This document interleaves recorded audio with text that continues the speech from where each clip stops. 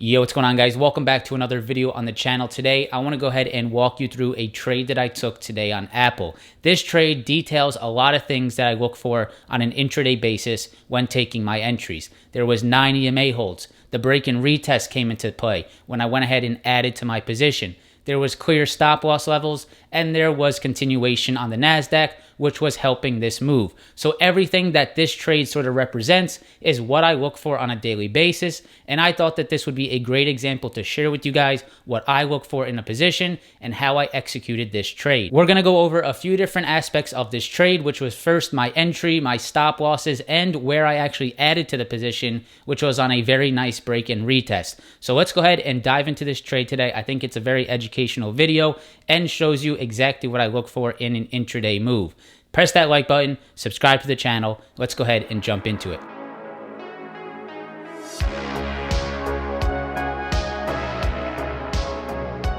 All right, guys, so on your screen, you're looking at both the Discord chat and the Interactive Brokers order entry screen. We're going to go over my first entries and exits, and then we will go over where I actually added to the position on a very, very clean break and retest. On the left chart, we have Apple, and on the right chart, we have the NASDAQ. I am always watching the NASDAQ when I trade any type of large cap tech stock. So my first entry on Apple here, guys, I got in at 10:17 in Apple 165 call, April 22nd with a stop under 166. I got in April 22nd because this was just a scalp trade, so I take the shortest expiration contract, and I like to stay at the money on my contracts, so I went ahead and took a 165 call. You guys can see I got in at 10:17, and at that time, we were looking at a little bit of a bear or a bull flag with a hold of the 9 EMA.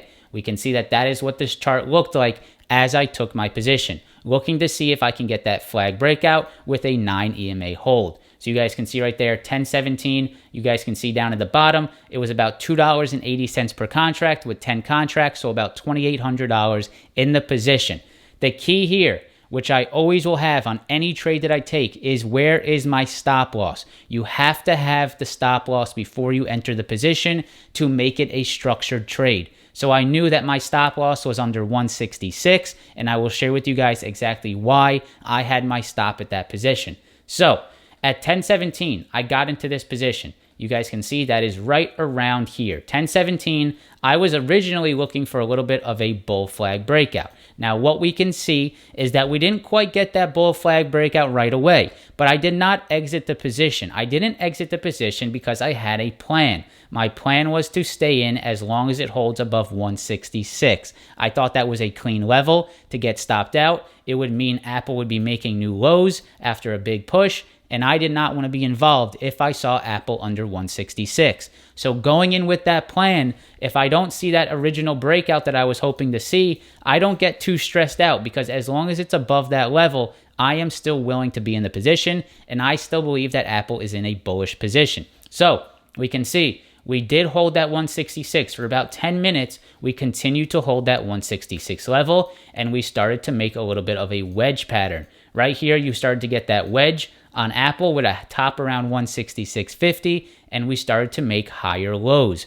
When I started to see those higher lows, and I started to see the same type of strength over here on the NASDAQ, we were creating a similar wedge pattern here on the NQ with a flat top around 14,100, which was a key breakout level. I started to get confident, and I wanted to make sure I was still holding because there was nothing quite here to get me out of the position. Now, some people, they may panic, they may get out of the position because it wasn't happening right away, but I came in with the plan to hold as long as it's above 166. If you come in with a plan on your trades, I promise your emotions will be subdued, and I promise you will hold a position as long as it stays above your original plan, and I can guarantee more times than not, you will stay into a good trade. If it breaks that plan, then you get out of the position, you take your loss, and you move on. But if it is according to your plan, which in my plan was above 166, I am staying in the trade, and you can see that did work out for me. So right around 10:38, we got that breakout, similar breakout on the NASDAQ,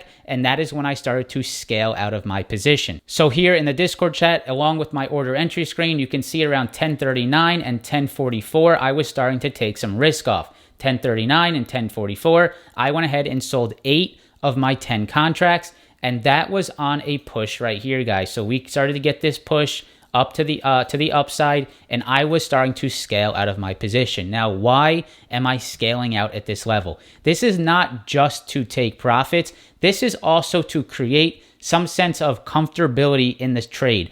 If I am out of 8 of 10 contracts and I hold 2 left, there is almost nothing that would make me turn red on this position. If I am locking in that cash flow as we get that push higher, and I am out of 8 of my original 10, those last 2 contracts cannot affect my position. I would have to watch Apple probably go to low of day to go red on this position after locking in 8 of 10 contracts. So when I lock out and when I start to scale out of this position, I'm taking profits, but I am also giving myself some sense of comfortability. I'm not getting emotional. I'm making sure that I am, watching the stock for what it is. I'm not worried about what if a pullback comes the entire time I'm in the trade.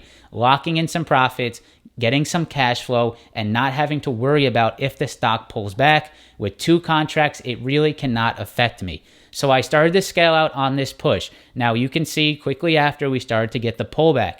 I did not scale out on this pullback. What I actually did was I added to the position, and I'm going to show you exactly why. You guys can see right here, we have a gorgeous break and retest on Apple. Previous resistance of 166.50. Look at the break, look at the retest, and I started to add on that retest. So right here, guys, at around 11:05, I said I was adding to Apple. The break and retest was starting to work. You can see right here, we had previous resistance, and we started to curl off that level.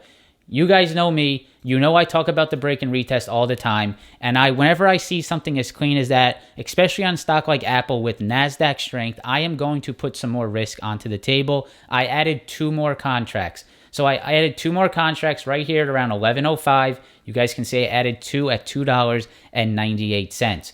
I got in off that break and retest, and I actually moved my stop to the upside. So why did I move my stop up after adding those 2 contracts? Well, it's quite easy, right? We can see that now that we have a break and retest of 166.50, it is clear. I no longer want to see the stock get below 166.50. If we break the break and retest after adding 2 contracts right around here at 11:05, then I am not in a position that I want to be. I do not want to see Apple come back down and go below that retest level. So it is easy to now move your stop up, right? Moving this original 166 level, moving the stop back up to 166.50, because it is clear. I don't want to see the stock drop below that retest level, and now I have an even better stop and locking in even more profits on this position. So I got in on that retest, and I started to scale out as we got the push higher. So right around 11:09, which is not too much after, and I really didn't make much on the retest trade that I did add to, but it's really not so much about the profits, more about me looking at the technicals, sharing with you guys what I'm looking at. Obviously, if I added with 30 contracts, 40 contracts, that would have been a killer trade, and I would have made a lot of money. But at that time, I was locked in 8 of my 10. I added 2 more, so my total position at that time was 4 contracts. I scaled out of the 2 that I just added on the push off the break and retest, and I just let the last 2 ride, waiting until it hit my stop loss. You guys can see I made about $307 on this position, and really, it was just a really textbook trade. That's why I wanted to share it with you guys, because everything about it, I think it was a very well executed trade on my behalf. And really, it all came down to the emotionless movement that I had, emotionless decisions that I had in this trade. I got in with a very clear stop loss, 166. No matter what happens, I'm holding if it's above 166. That's in my head as I enter the trade. We got a nice little higher low. We got the breakout. Scaled out on the breakout, creating cash flow, making sure that I cannot lose on this position. We saw the pullback, which I only had 2 contracts, so I was not nervous about losing my profits because I've already locked in a bunch. Coming back, got 2 more on the break and retest because I love the break and retest. I look for it all the time. Scaling out once again after we got the retest push, and then letting the last 2 contracts hit my stop loss at around 12.30 for a total win of around $300, which is just about, let's just call it about 15%. So the win the money, it's not the most impressive. I get it. And I'm sure some people are going to be in the comments saying that I should scale up, I should trade bigger, but that is not what my goal is here. I want to take clean trades, emotionless trades, and slowly increase my portfolio and take trades that I am comfortable with. And if that is your goal, guys, I recommend you guys check out the break and retest, use the 9 EMA, and of course, keep watching my videos. And if you are interested, go ahead and check out the Discord down below, because that is what we focus on. We focus on longevity, making clean trades, emotionless decisions, not overnight success, not get rich tomorrow. If you want to check it out, the link is down in the description below. So guys, I hope you enjoyed this video. I hope you enjoyed this trade breakdown. It details a lot of things that I look for on an intraday basis. If it helped, press that like button, subscribe to the channel for more, and I hope to see you guys in the next video. Peace.